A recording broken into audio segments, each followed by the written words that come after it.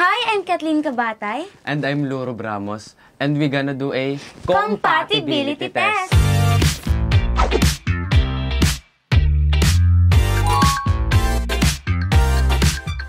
Dark colors.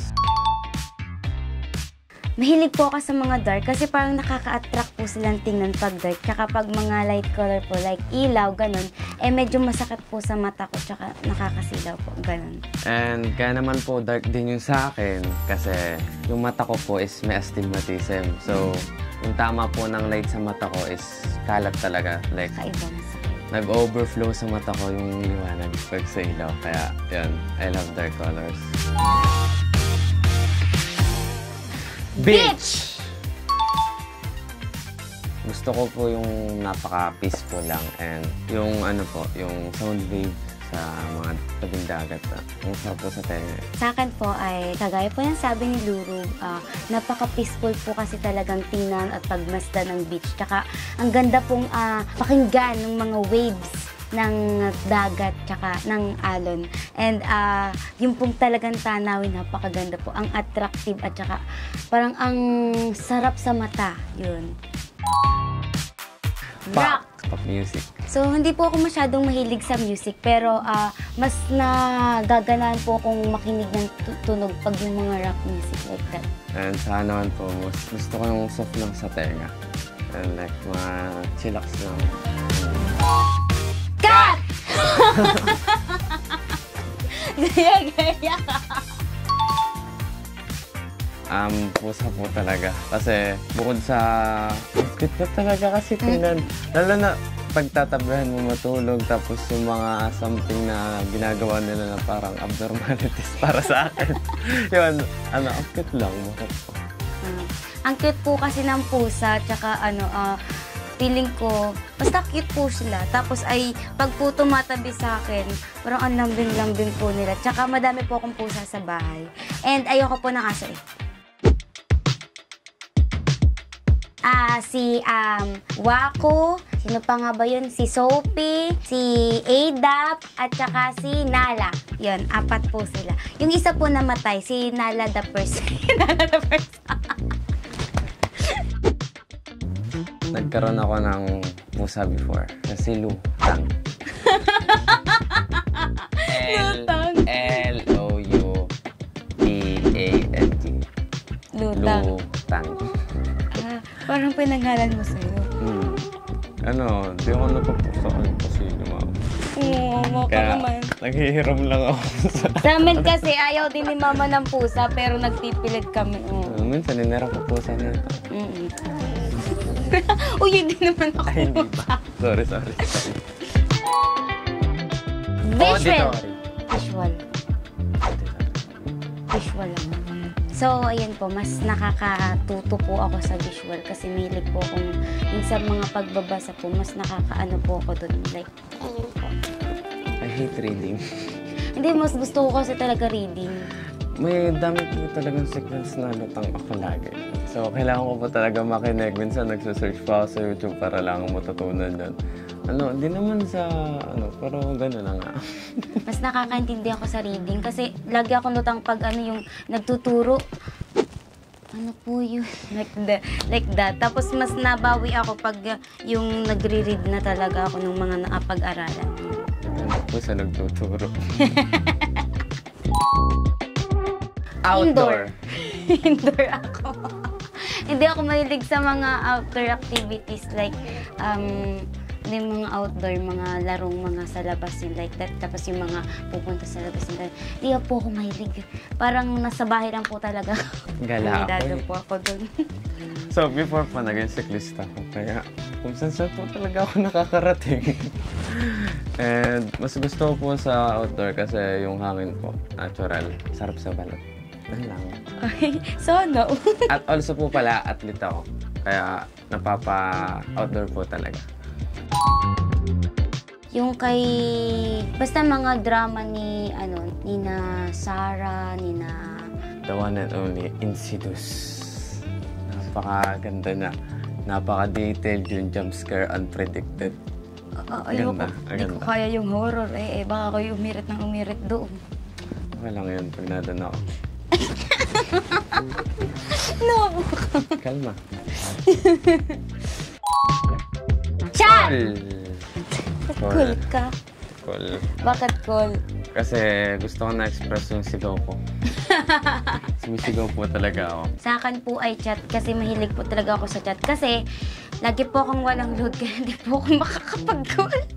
Tsaka po sa chat po kasi pinaka-favorite part ko po sa chat yung ha ka pero hindi ka naman po talaga natawa. Hindi pa nakakaps ba? Oo, yung maliliit na ha pero nakaganto ka lang, bawa. Ha. Ganon. Hindi siya natawa pero ha. Ganon talaga.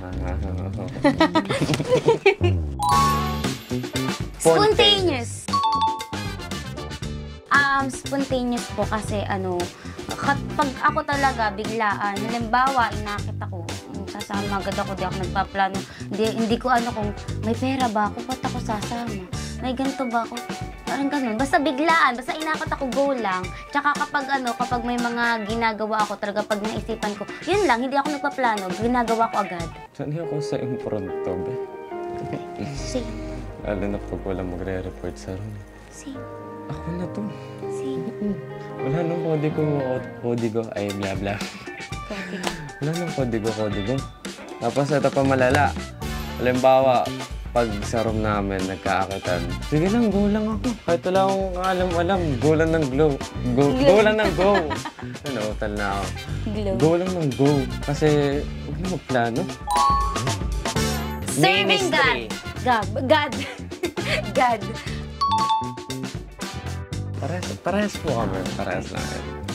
Kaya po, ministry yung akin. Parehas naman po, ministry lang yun na sabi ko. Kasi pag wala talaga yun, nakakapanghina. Talagang mararamdaman mo, napakabigat. Lalo pag nawala ka doon kahit isang beses ka din ako, nabigat na nun. Priority. Yun ang dapat di mawawala sa lahat. Yun. Sa akin naman po, talagang serving God yung number 1 ko. Kasi sabi ko nga, kapag talaga wala yung Lord sa buhay mo, tsaka kapag talaga nawala ka, parang wala na. Kasi kapag inuna mo ang Lord sa buhay mo, yung natitira, parang siya na yung bahala dun. Siya na yung bahala dun. O, di ba? May magaling. Photos! Kita naman po siguro. Kita naman siguro yung mga picture namin, be. Kita naman, Picture. 1, 2, 3. Sapasok. 1, 2,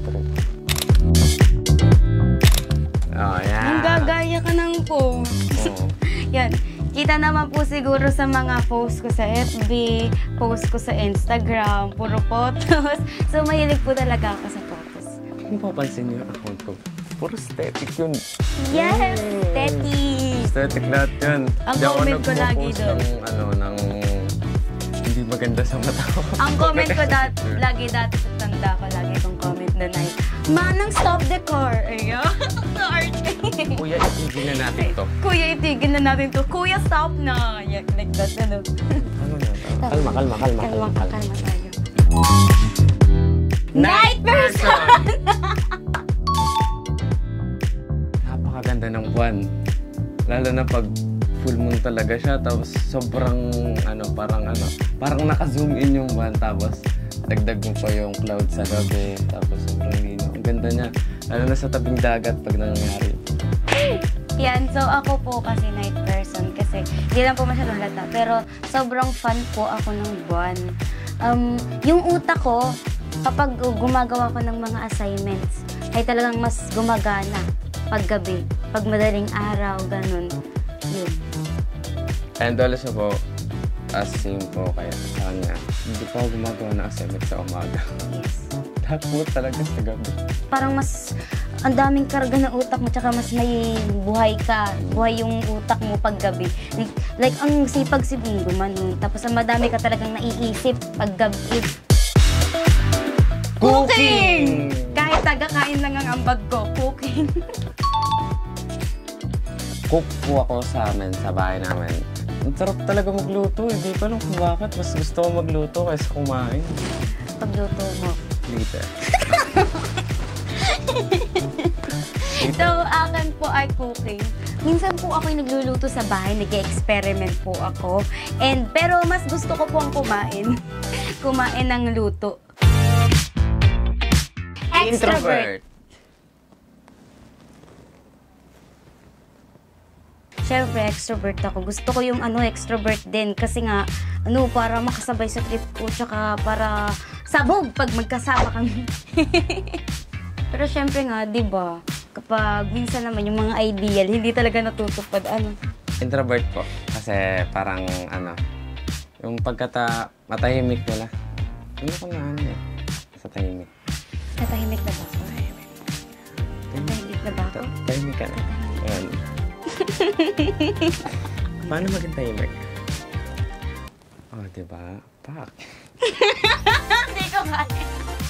Hindi ko kaya. Quality time. Service and quality time. Dalawa yung akin. Mas gusto ko kasi talaga yung bang, di ba yun, yung parang ang gandang tingnan kapag yung tao is parang sa'yo, ganyan. Gusto ko din naman yung quality time. Gusto ko yung mayroon kaming banding. Gusto ko yung mayroon kaming kulitan. Yun. Lagi mo tayo magkasama. Oo nga. Gusto ko lagi kong kasama eh. Matulad nito. Nagkita ako eh. Nandito na. Nangyakap pa sa leeg. Ay, kahapon pala, hindi pala yung kanina. Ihap pa siya. Sa leeg nga lang. Ang sakit, ginanon ako. Bukas, magkasama ulit kami. O sa linggo, magkasama ulit kami. O sa Monday, magkikita ulit kami. Tuesday, magkikita. Isang linggo po ata kami nakikita. Walang araw na hindi kami nagkita. Oo nga eh. Oo. Di ba ba tayo nagkakasawaan? Ba't ang magkakaroon sa'yo? And now we're done. We passed the compatibility test and we got 9/15. That means we are compatible! So, abangan nyo po ang aming upcoming series na talaga naman pong matatakot at matatawa kayo.